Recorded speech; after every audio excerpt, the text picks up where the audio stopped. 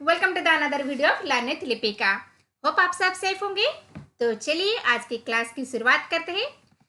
आज की क्लास में जो हमने प्रीवियस क्लास में एसएसपी एजुकेशन की जो प्रीवियस ईयर क्वेश्चन किए थे, उसमें उस वीडियो में मैंने 50 क्वेश्चन कवर किए थे। आज के वीडियो में जो लास्ट जो 50 क्वेश्चन है उसको हम सॉल्व करेंगे। वीडियो को अच्छे से एंड तक देखिएगा एंड वीडियो को लाइक कीजिएगा, शेयर कीजिएगा, सब्सक्राइब कीजिएगा एंड बेल आइकन का जो ऑल ऑप्शन है उसे डेफिनेटली क्लिक कीजिएगा ताकि नेक्स्ट जब भी मैं कुछ वीडियो लाऊं आपके पास वो पहुंच पाए। ओके, एसएसबी के एग्जाम आने वाले, जैसे मैंने अपने नोटिस में भी बताया था, तो आप लोगों ने देखा होगा, फॉर्म किसी ने भर दिया होगा। अगर नहीं भरा है तो अभी जाके फॉर्म भर दीजिए क्योंकि 13 अक्टूबर लास्ट डेट है।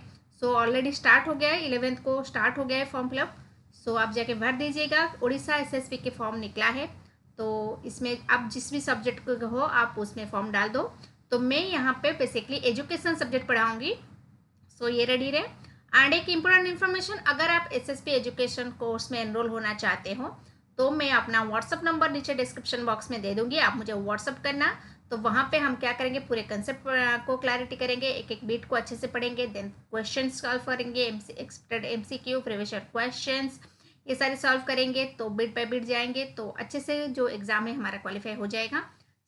आप अच्छे से तैयारी करना। तो अगर आप एनरोल होना चाहते हो इस कोर्स में तो मुझे मैसेज करना, व्हाट्सअप करना इस नंबर पे।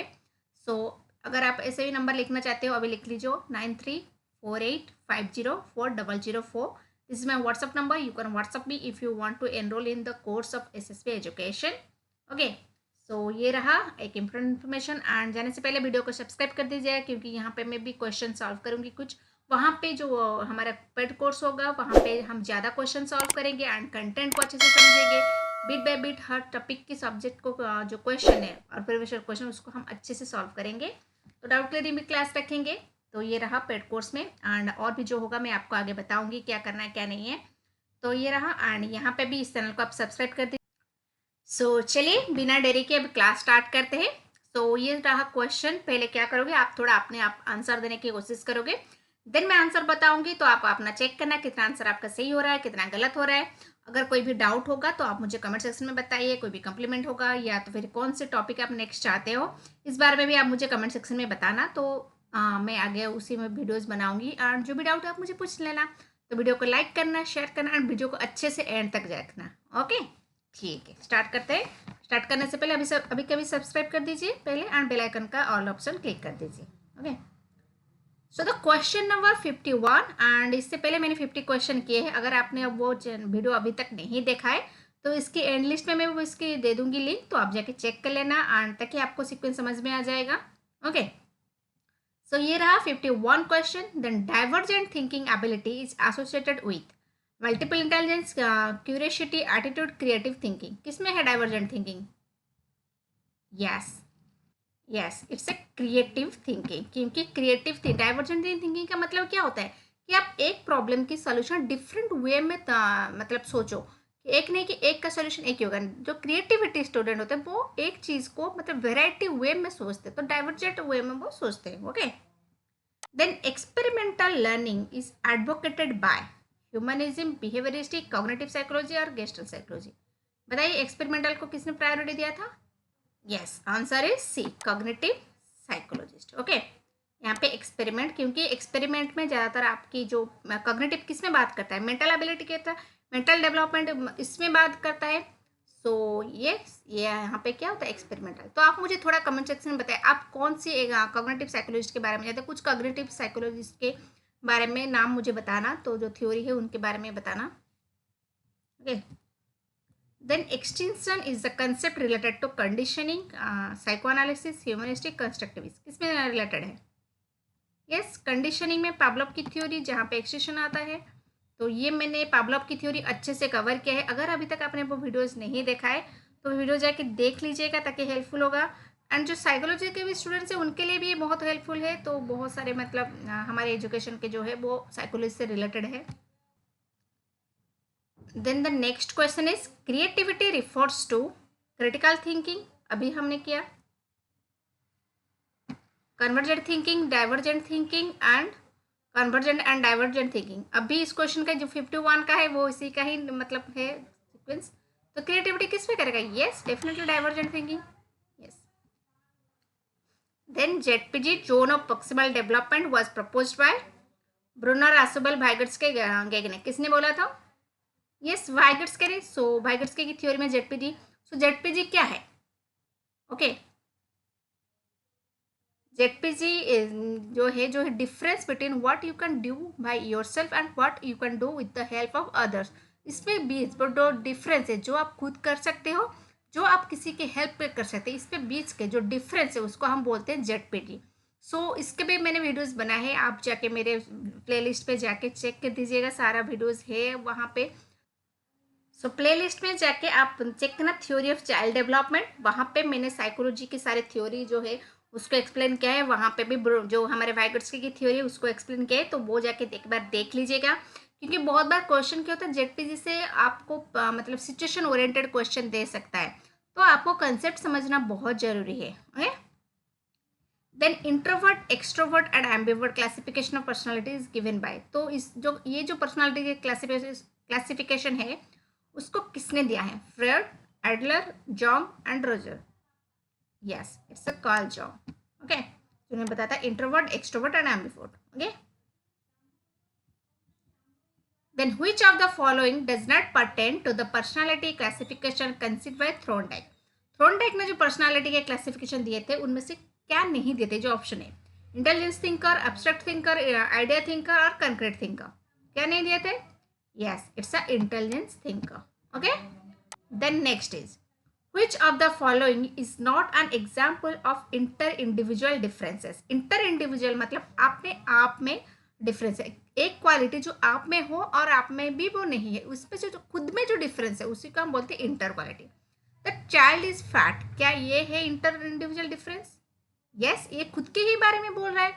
Then child is like others, एक चाइल्ड जो दूसरे के जैसा है, तो क्या ये इंटर है? तो देखते हैं दूसरे ऑप्शन को। Child is black in colour, yes, ये खुद के बारे में बोला है। The nose of child is sharp, yes, तो इन सब में वो खुद के ही बारे में बोला। लेकिन जो ऑप्शन बी है यहाँ पे क्या लिखा? लाइक अदर, यानी कि दूसरे से उसको कंपेयर कर रहा है, तो ये हो गया, ये इंटर में नहीं है, ये गया इंटर। ओके, ठीक है। Then next is which of the following is not a principle of development? Principle of development क्या नहीं? इंटीग्रेशन या continuity, individual differences, proceeding from specific to general, क्या नहीं है? Yes, it's a principle of specific to general, ये नहीं है। क्या है? Principle of general to specific, ये है हमारे प्रिंसिपल, लेकिन स्पेसिफिक टू जनरल नहीं है। ओके, तो प्रिंसिपल ऑफ डेवलपमेंट, इसके रिलेटेड भी वीडियोस है, तो आप जाके चाइल्ड डेवलपमेंट जो प्लेलिस्ट है वहाँ पे आप जाके देख लीजिएगा वो सारे वीडियो को। ओके, सो आप प्ले लिस्ट में जाके ग्रोथ एंड डेवलपमेंट के जो प्ले लिस्ट है उसमें जाके प्रिंसिपल ऑफ डेवलपमेंट को चेक कर दीजिएगा। तो वहाँ पे मैंने बताया था क्या क्या प्रिंसिपल है, तो वहाँ पे जो प्रिंसिपल है एक था general to specific, not to specific to general. Okay, the next is which of the following is not the characteristic of adolescence? adolescence के क्या कैरेक्टरिस्टिक नहीं है? Period of stress and strain, ये होता है। यस, ये डेफिनेटली होता है, ये कैरेक्टर है जहाँ पे बच्चे मतलब स्ट्रेस में होते हैं एंड उनको कुछ समझ में नहीं है तो खुद को पहचानते हैं वो, तो ये जब ग्रेट आइडल, यस, ये भी होता है। Period of teenage and youth, yes, इसी को ही टीनेज हम बोलते हैं। Then period from of moving from one place to another, क्या ये है? नहीं, ये इन्फांसी में ज़्यादातर आएगा, क्योंकि हम एक प्लेस से ज़्यादातर दूसरे प्लेस में जाने के लिए तो हम इन्फांसी से मतलब बच्चे जो होते हैं वो रेंगते हुए चले जाते हैं, उसके बाद थोड़ा थोड़ा चलना शुरू करते हैं, तो ये इन्फांसी से स्टार्ट हो जाता है। Okay, okay, then the next question is feedback is the most essential component of, feedback किसकी कंपोनेंट है? Assessment of learning. इसमें तो असेसमेंट ऑफ लर्निंग को हम ज़्यादातर क्या होता है, जो समेटिव असेसमेंट है उसमें के अंदर आता है। Formative assessment, summative assessment, diagnostic, आपने इसके बारे में पढ़ा होगा, अगर नहीं पढ़ा मैं आगे जाके इसके रिलेटेड भी क्लासेस लूँगी। सो फीडबैक में क्या होता है, आपको फीडबैक देना ताकि इम्प्रूवमेंट रहेगा, लेकिन यहाँ पे क्या ऑफ, या ऑफ यानी कि समेटिव असेसमेंट, क्या ये होगा? नहीं, तो ये है असेसमेंट आज लर्निंग, इसमें होगा, इसमें क्या होता है ना, सेल्फ असेसमेंट होता है। ये रहा असेसमेंट फॉर लर्निंग, यानी कि लर्निंग के लिए असेसमेंट। यस, ये होता है जहाँ पे हम फॉर्मेटिव असेसमेंट करते हैं, जहाँ पे फीडबैक रहता है, आपकी इंप्रूवमेंट की चांस रहती है। तो आंसर होगा क्या, assessment for learning. Okay, so hope अभी तक आपको वीडियो पसंद आ रही होगी, तो वीडियो को एक लाइक कीजिए जरूर एंड वीडियो को अच्छे से देखिए, एंड तक बिना स्किप किए अच्छे से देखिए। अगर कोई भी डाउट है आप मुझे कमेंट सेक्शन में बताएं, कोई भी क्वेश्चन में डाउट हो रहा है एंड कौन सी टॉपिक आप नेक्स्ट चाहते हो। Okay,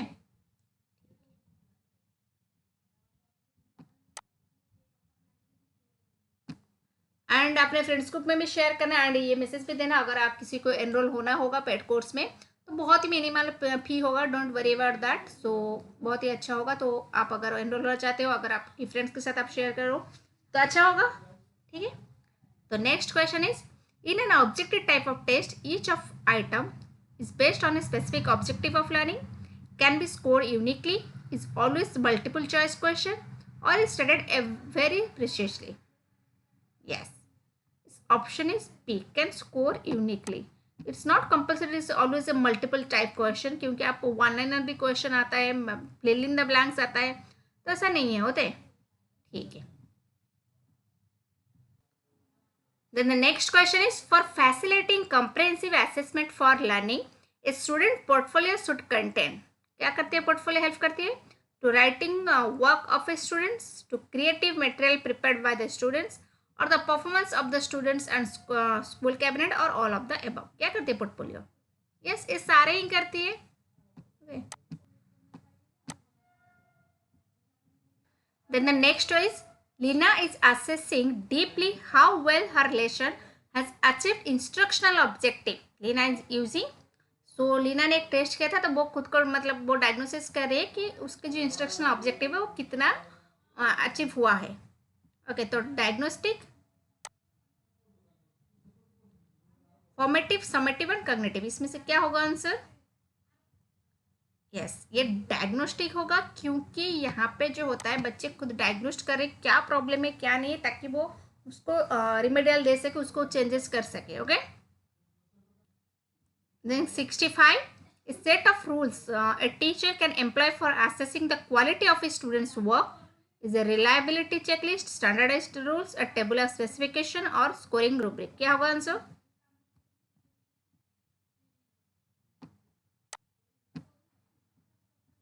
Yes, it's a table of specification. Then the next question is, which of the following is not a correct statement? Not a correct statement. So a test can be reliable without being valid. Yes, ये होता है।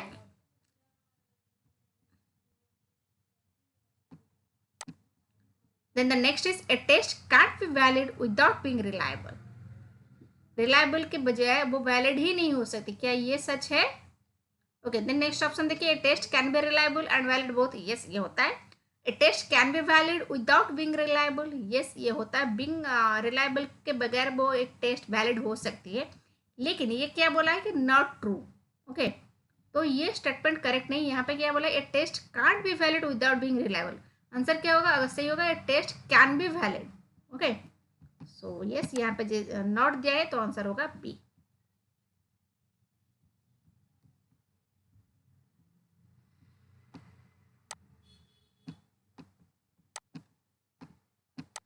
Then the next is, evaluation meant for system of examination, observation of intelligence, award making grade, value judgment। बताइए क्या होगा? Yes, evaluation जहाँ पे हम लोग क्या करते हैं, जजमेंट करते हैं, फाइनल मतलब जजमेंट देते हैं कि हाँ यस, फेल और पास, ये बोलते हैं। देन कंटिन्यूअस कंप्रेहेंसिव इवैल्यूएशन, इसमें क्या होता है, वो सीसी ही होता है। उसमें क्या होता है, evaluation of cognitive aspect, evaluation of affective aspect, evaluation of both cognitive and aspect and affective aspect, और evaluation of cognitive, affective and connective aspect। yes, this is the answer। क्योंकि सीसीई में आप होलिस्टिकली देखते हो, तो यहाँ पे क्या होता है, कॉग्निटिव, अफेक्टिव एंड कनेक्टिव, जिसको हम साइकोमोटर भी बोलते हैं। so this is all about option D। okay, got it।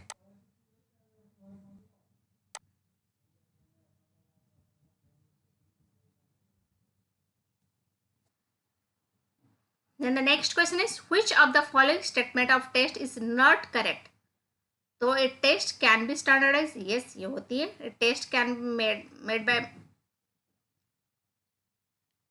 So the next question is, which of the following statement of the test is not correct? A test can be standardize, yes ये होती है। A test can be made a test, yes जो man made test होती है वो। So the next question is which of the following statement of test is not correct. So not correct बोला है, तो a test can be standardize, yes ये होता है।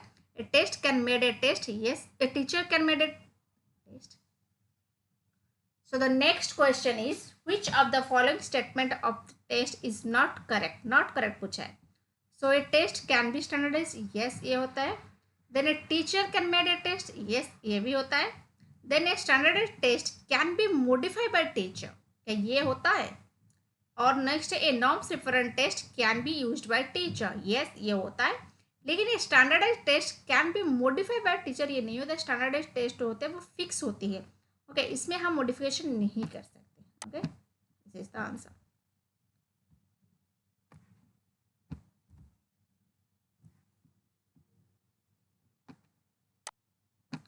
So the next is on the basis of an achievement test, a teacher ranked the student. This is the example of ratio scale, ordinal scale, interval और nominal scale. क्या होगा, yes it's a ordinal scale. जहाँ पे rank की बात आती है वहाँ पे ऑर्डिनल स्केल होती है। Then which of the type of validity is least precisely quantifiable.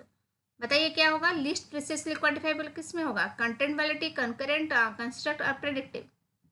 Yes it's all about content validity, जहाँ पे हम लीस्ट प्रीशियसली क्वांटिफाइबल करते हैं। सो हम का वीडियो में बताएंगे कि वैलिडिटी के टाइप्स क्या है, इसके बारे में डिटेल बनाएंगे, ओके। So stay connected. तो आप बेल आइकन का ऑल ऑप्शन क्लिक कर दीजिएगा ताकि जो भी मैं वीडियो लाऊँ आपके पास पहुंच पाए, आप वो वीडियो को देख सको सही टाइम पे। क्योंकि अगर एग्ज़ाम चला गया और उसके बाद आप देखोगे तो फिर इतना फ़ायदा नहीं होगा, फिर नेक्स्ट के लिए वो फ़ायदा होगा। लेकिन अभी के लिए अगर सही टाइम पे आप वीडियो को देख पाओगे तो इसके लिए बेल आइकन का ऑल ऑप्शन क्लिक करना डेफिनेटली इंपॉर्टेंट है, ओके।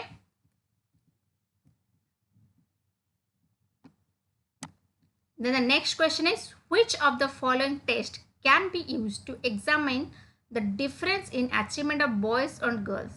यहाँ पे दो ग्रुप की बात हो रही है तो कौन सा टेस्ट यूज होगा, काई स्क्वायर, कोरिलेशन, टी या ANOVA.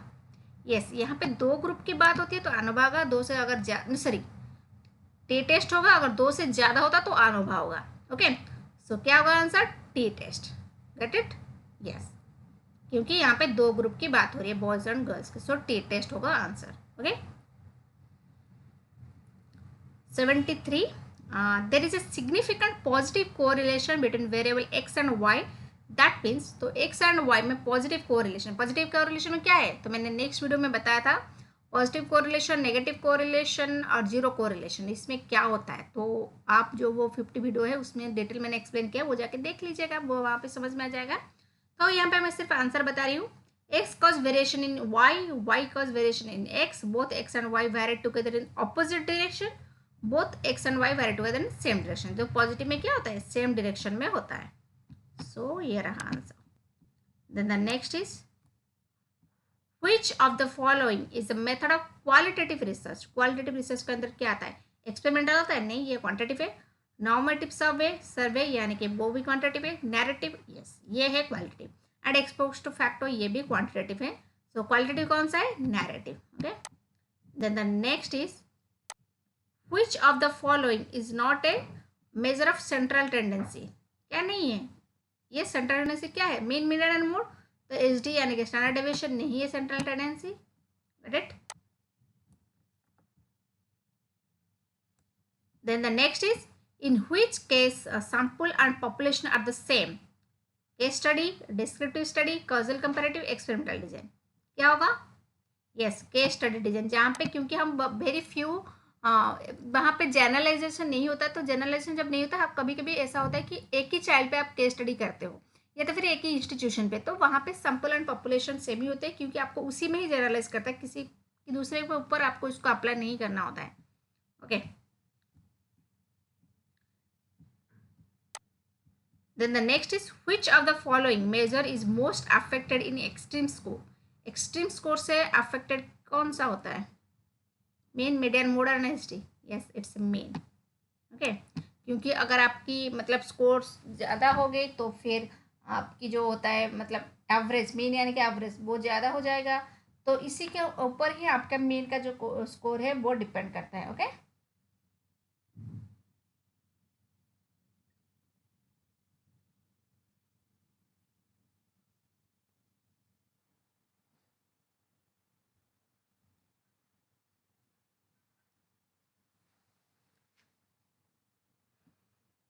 So the next question is, the degree and direction of linear relationship between two variable is measured by Pearson correlation, Spearman correlation, point by serial और rank difference. किसमें होगा linear correlation? Yes, Pearson correlation. Got it? Then a research conducted by classroom teacher to improve performance is action research, applied research, basic और both applied and pure research. तो classroom teacher के द्वारा कौन सा research होती है? Yes, action research होती है इमीडिएट प्रॉब्लम को सॉल्व करने के लिए. Then quasi experimental design indicate students will be selected randomly.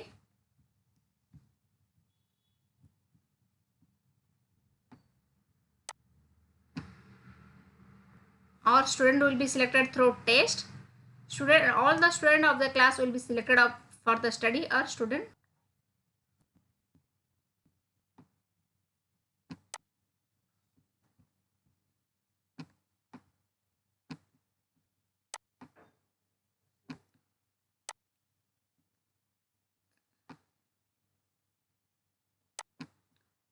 A student will be selected through lottery method. क्या है इसमें? यस, जो क्वेसी एक्सपेरिमेंट होता है वहाँ पे रैंडमाइजेशन नहीं होती है, कंट्रोल ग्रुप नहीं होती, मतलब कंट्रोल ग्रुप होती है लेकिन जो कंट्रोल नहीं कर पाते हम, जो मतलब हमारे जो सैंपल है उसको कंट्रोल नहीं कर सकते, लेकिन कंट्रोल ग्रुप होती है. ओके, तो यस रैंडमली बोला है, ये नहीं होता है. Student will be selected through test, ये नहीं होता, लेकिन लॉटरी मेथड ये नहीं होता. Yes, all the student of a class will be selected है. यस, ये होता है. ओके, क्वेश्चन मतलब हाफ, तो वहाँ पे हम क्या करते हैं, कंट्रोल नहीं कर पाते ग्रुप को, इसलिए सारे चीज़ हम सिलेक्ट करते हैं क्योंकि वहाँ पे रैंडमाइजेशन नहीं होता है. Okay, then the next is,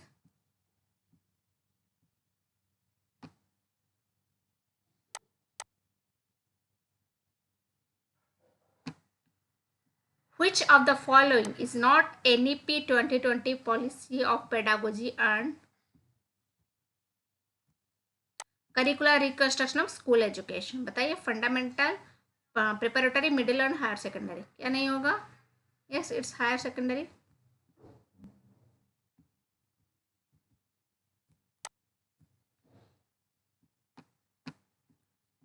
then the next is, which one is correct reconstructing of school system of national education policy 2020? तो यहाँ पे जो चेंजेस आया, क्या आया है इसमें से? 10 + 2 + 2 3 और 5 + 3 + 4 + 4 5 4 3 4 या फिर 5 + 3 + 3 + 4. यस, ये है. तो ये जो स्टेज है इसने बताया है foundational course, preparatory, then middle, then secondary. Okay,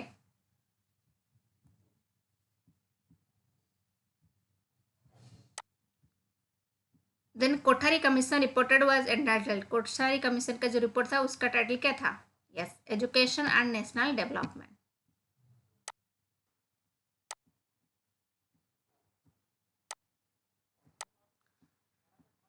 Then the right to free and compulsory education act 2009 has been inserted in Indian constitution. किसमें है? Yes, is 21A. ओके, तो 45 में क्या है? ECC यानी कि अर्ली चाइल्डहुड केयर, लेकिन 21 में क्या है? फ्री एंड कंपल्सरी एजुकेशन के बारे में है.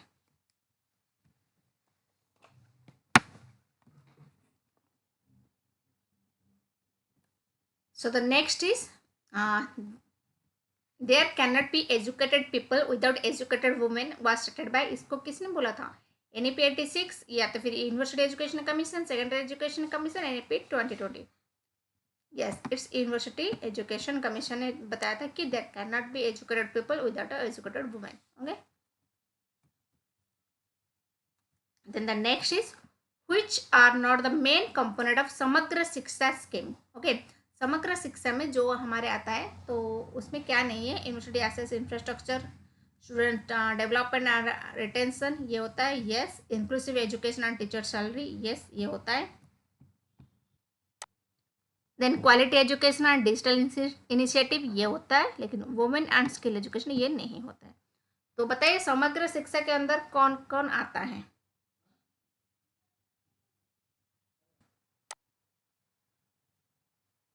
तो समग्र शिक्षा में कौन कौन आता है? Yes, SSA, RMSA and teacher education, ये आता है. Okay, so which commission suggested silent meditation as a part of moral value? Yes, ये किसने बताया था? Silent meditation as a part of moral value is a secondary education commission. Okay.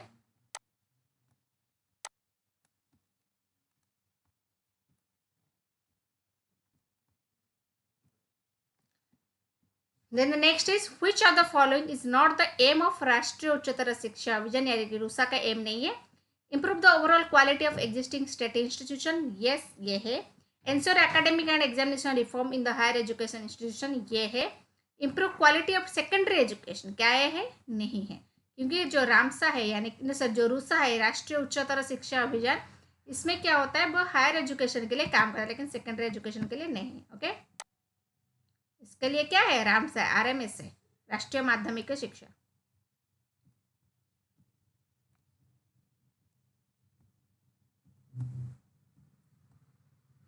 So next is inclusive education will be successful with. तो inclusive education success होने के लिए क्या सबसे इंपॉर्टेंट है? High quality text book, community support, attitudinal change among teachers और high quality resources. Yes, ये सबसे इंपॉर्टेंट है. अगर टीचर ही एक्सेप्ट नहीं करेंगे अदर मतलब स्टूडेंट्स को, हर स्टूडेंट्स को एक ही साथ में पढ़ाने में, तो फिर इनमें क्या होगा? कुछ नहीं होगा. जितना भी आप फैसिलिटी दे दो, जितना भी आप समझा लो, लेकिन नहीं होगा क्योंकि टीचर ही आगे जाके आपको पढ़ाना है. Okay. Then 90 which is not a professional requirement of a teacher as explained in UNESCO. UNESCO ने जो प्रोफेशनल रिक्वायरमेंट बताया उनमें से क्या नहीं है? Innovativeness in approach and teaching strategy, yes ये है. जस्टिस टू द प्रोफेशन, ये है. Master of subject and competence of teaching, ये है. Then next is yes provision of adequate financial facility to teacher, ये है. यस, ये नहीं है. तो आंसर हमें बोला है कि क्या नहीं है. सो नहीं है क्या? Provision of adequate financial facility of teacher. Accreditation of teacher education institution is done by. तो टीचर एजुकेशन की जो एक्रेडिटेशन है वो कौन करता है? ना कि करता है. Okay, national assessment accreditation council. Okay. Then next is which is not the objective of human right education. Human right education क्या ऑब्जेक्टिव नहीं है? Learn about human rights education, yes ये है. ह्यूमन राइट्स के बारे में आपको जानना होता है. Learn for human right education, yes ये होता है. Then learn through human right education, yes ये होता है. ह्यूमन राइट्स के थ्रू आप जानते हो. Then learn of human right education, क्या ये होता है? लर्न ऑफ मतलब क्या? ह्यूमन राइट्स होने के बाद उसके बारे में जानना नहीं होता है, उसके होने के बाद क्या जानना है. Okay. Then next is learning the treasure within is which presented a vision of education based on 4 pillar learning, 3 pillar learning, 2 pillar learning और 5 pillar. yes is the 4 pillar of learning, जिसमें बताया जो हमारा टाइटल था क्या था? Learning to be treasure within. Next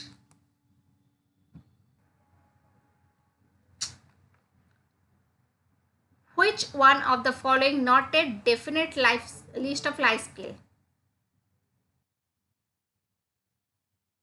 Interpersonal and communication skill, personality development skill, decision making and problem solving.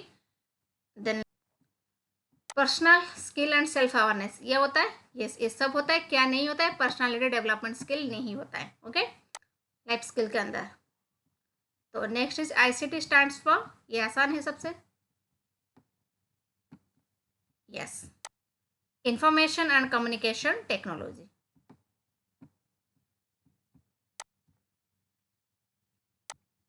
The next is what is the timeline for formulation of SC or NCFT in NEP 2020? तो क्या है timeline? ये factual question है. So 21, 22. Then which one is not the goal of परख in NEP 2020? परख का क्या गोल नहीं है? परख एक असेसमेंट टूल होगा जो आगे जाके आपको मतलब NEP के हिसाब से आपको परख करेगी यानी कि असेस करेंगी. तो setting norm, standard and guideline for assessment and evaluation, ये होता है. Guiding the state achievement survey, yes वो गाइडेंस देती है. Then conducting the national achievement survey, yes. Next is evaluating the vocational education. क्या इस परख वोकेशनल एजुकेशन को इवेलुएट करेगा? नहीं, वो वोकेशनल एजुकेशन को इवेलुएट नहीं कर रहा है. Okay. Then 98 in NEP 2020 the NCT to be restructured. NCT जो है national council of teacher education, उसको क्या नाम दिया गया है? Yes, professional standard setting body.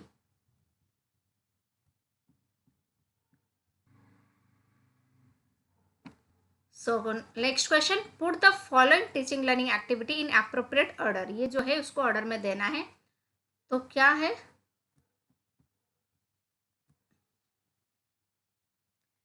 Presenting of learning material, setting the objective of learning, assessing learning outcome और previous knowledge assessment. क्या होगा? यस, फर्स्ट होगा ऑब्जेक्टिव सेट करना, देन आएगा प्रीवियस नॉलेज, देन आएगा प्रेजेंटेशन, देन आएगा असेसमेंट। सो ऑप्शन क्या आएगा? 2i, IB, 3i and I. देखिए ऑप्शन में कौन सा है?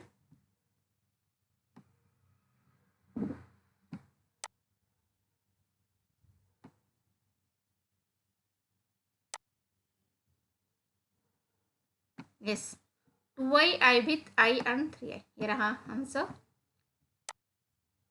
Okay, then the last question is question number 100, what are the checks and balance available in society for regulating social behavior of people? तो society में जो सोशल बिहेवियर है इसको रेगुलेट करने के लिए क्या क्या है? मॉब्स, फोके एंड इंस्टीट्यूशन। यस, ये है। इनएक्टेड लॉज एंड पनिशमेंट, ये भी है, क्योंकि लॉ पनिशमेंट नहीं होगा तो सोशल बिहेवियर नहीं रहेगा, जिसका मन करेगा जो क्राइम करने के लिए वो करेगा। Meditation and prayer, reading religious book, ये आपकी पर्सनल चॉइस है। मेडिटेशन एंड रिलीजियस बुक ये आपकी पर्सनल है, लेकिन सोशल बिहेवियर को बैलेंस करने के लिए सोसाइटी में क्या रेगुलेशन है? ये दो है, मोस्ट फोकस एंड तो enacted laws and punishment. Okay, so option I and 2i। So ये रहा आंसर। सो ये रहा टोटल क्वेश्चन हमारा सॉल्व हो गया। 100 क्वेश्चन प्रीवियस ईयर जो 2021 का एग्जाम हुआ था एसएसबी का। सो ये हो गया। सो होप आपको वीडियो अच्छी लगी होगी। वीडियो को डेफिनेटली लाइक कीजिए, अपने जो फ्रेंड्स ग्रुप है उसके साथ शेयर कीजिए एंड चैनल को सब्सक्राइब कीजिए, बेल आइकन का ऑल ऑप्शन क्लिक कीजिए, क्योंकि आगे जाके मैं और भी क्वेश्चन लाऊंगी। अगर आप कोर्स में एनरोल होना चाहते हो, जो मेरा नंबर है 9348504004, यहाँ पे मैं एजुकेशन सब्जेक्ट पढ़ाऊंगी एसएसबी के, तो उसके लिए अगर आप एनरोल होना चाहते हो, डिस्क्रिप्शन बॉक्स में मैंने नंबर भी लिख लूँगी, तो वहाँ पे आप मुझे व्हाट्सअप करना, देना मैं आपको बताऊंगी क्या करना है। कोर्स बहुत मिनिमल रहेगा, डोंट वरी अबाउट दैट, क्योंकि आपको एग्जाम क्रैक करना बहुत इंपॉर्टेंट है। तो अगर सैलरी पाएंगे तो ये तो मतलब चला जाएगा कहीं पे भी। तो इतना को मतलब फ़ी की इतना टेंशन मत लेना, बहुत ही कम फी होगा, लेकिन आपका जो होगा वो कोर्स अच्छे से कवर होगा, कंटेंट अच्छे से कवर होगा एंड जो है आपका question, previous question and expected MCQ, mock test सारे होंगे। सो अच्छे से होगा and don't worry about that fee, क्योंकि as compare to the other आप किसी से कंपेयर करोगे वहाँ से तो बहुत ही कम होगा। So don't worry about that, आप मुझे कॉन्टैक्ट कीजिए एंड प्लीज़ जाने से पहले वीडियो को लाइक, शेयर एंड सब्सक्राइब कीजिए। एंड जो भी आपका कमेंट है आप मुझे कमेंट सेक्शन में बताइए, कोई भी डाउट है, कोई भी कम्प्लीमेंट है या फिर क्या नेक्स्ट आप चाहते हो, उसके लिए भी आप मुझे कमेंट सेक्शन में बता दीजिएगा। तो मिलते हैं नेक्स्ट वीडियो में, तब तक अच्छे से पढ़ाई कीजिए।